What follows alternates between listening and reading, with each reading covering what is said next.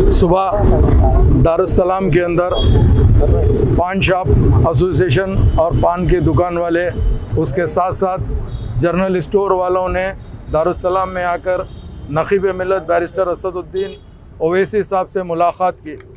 उनका कहना ये था कि पिछले एक हफ्ते से पान शॉप को और जर्नल स्टोर को पुलिस वालों ने न सिर्फ हरासमेंट कर रहे हैं बल्कि उनके ऊपर ऐसे केसेस बुक कर रहे हैं जिसकी तरफ से 15-15 दिन 20-20 दिन बेल भी नहीं हो रही है।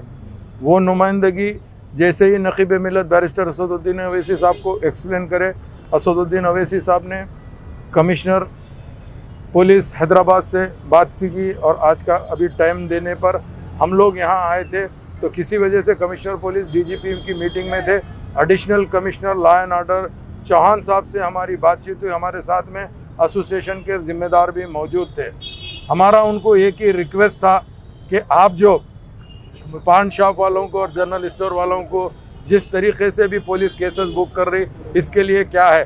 तो उन्होंने साफ और वाज़ेह तौर पे ये कह दिया कि गुटखा बैन है, गुटखे को ऊपर ममानियत है, गुटखा नहीं बेचना चाहिए और खैनी नहीं बेचना चाहिए। उन लोग साफ अल्फाज में कह दिया।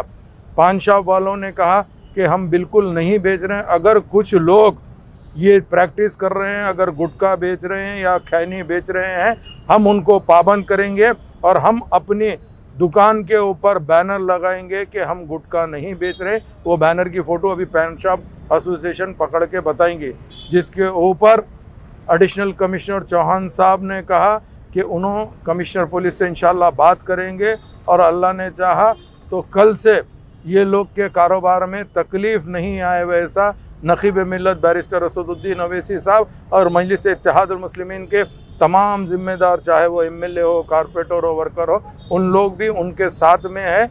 और इंशाअल्लाह ताला इन लोग चूँकि आज पिछले कई दिनों से लॉकडाउन में ऐसी लोग परेशान थे, भूखे मर रहे थे, उसके ऊपर एक नया हरासमेंट की तरफ से तकलीफ़ थी, मगर पुलिस ने भी यही कहा कि हमारा ये मकसद नहीं है कि गरीबों को सताना या गरीबों को परेशान करना। हमारा मकसद एक ही था कि कुछ लोग जो गुटखा बेच रहे हैं, जिसके ऊपर सीएम साहब ने ख़ास तौर पे ये कहा है कि गुटखे की तरफ से लोगों की जान अलग बिल्कुल उसमें आ रही है और ये जानलेवा चीज़ है, लिहाजा इसको नहीं बेचना चाहिए, जिस पे पान शॉप वालों ने एग्री कर लिया।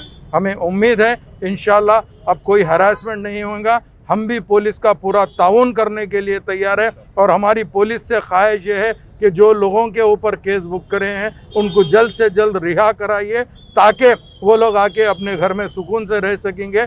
हमारा एक ही चीज़ है, चाहे वो पान शॉप हो या जर्नल स्टोर हो, इन सब के वास्ते मजलिस इत्तेहादुल मुस्लिमीन ठहरी हुई है। बहुत बहुत शुक्रिया। जर्दा बेच सकते क्या उनके ऊपर? साहब इधर देखो, हम आपको ये बता दिए कि जो शिकायत थी वो शिकायत के हिसाब से हमारे लोग एग्री कर लिए।